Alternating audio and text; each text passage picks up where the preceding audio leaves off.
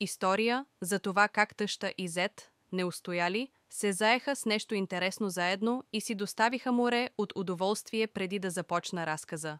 Искам да кажа, че на нашия канал има много такива истории. Абонирайте се за канала, ако не сте абонирани. Благодаря ви за това, слушателю. Случило ли се е това?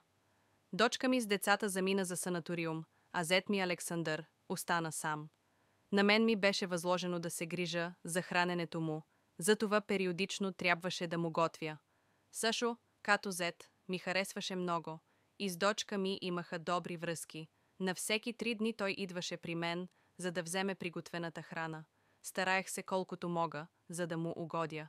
И ето, вечерта на петък, 10 часа. Вече се бях изкъпала и се канех да лягам, когато изведнъж звънецът на вратата извъня. Не очаквах никой днес и беше много неочаквано. Отидох да видя кой е дошъл в такъв късен час. Беше моят зет, малко пиян, с букет цветя в ръка. Извинявай, Ина Георгиева, че те безпокоя. Реших да пренощувам при теб, ако може. Но ако не е удобно, ще си тръгна, каза той. Щом си решил да дойдеш, защо стоиш навън? Не се обиждам, влизай в къщата, после ще си поговорим.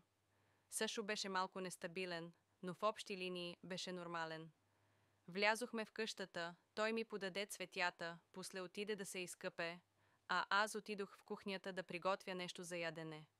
Той отказа да вечеря, но ме помоли да му правя компания и да изпием по нещо. Не ми се пиеше, но реших да го подкрепя. След като изпихме и той се напи съвсем, започна да ме гледа по друг начин.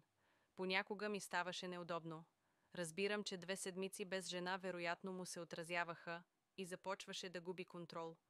Поседяхме около час, поговорихме и през това време той сигурно ме представи в някакъв интересен образ, а може би и не само в образ. Аз самата също се развълнувах от такива мисли, но се стараех да се сдържам.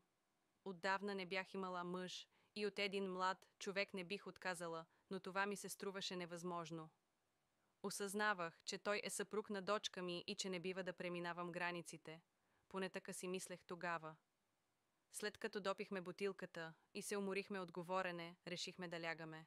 Аз отидох в моята стая, а той в неговата, но не успях да заспоя спокойно.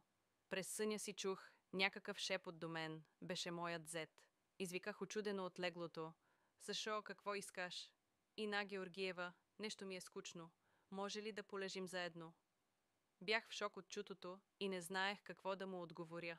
Докато размишлявах, той каза: прости ми, ако те безпокоя, сега ще си тръгна.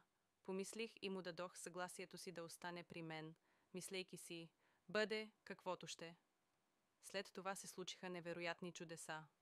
Той ме попита: Ина Георгиева, какво ще кажеш да се позабавляваме? Ще си доставим удоволствие един на друг. Добре, Сашо, но само за малко, отговорих аз.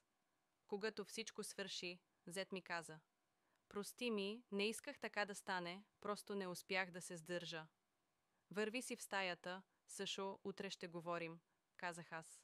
Той отиде в другата стая, а аз лежах и не знаех какво да правя понататък.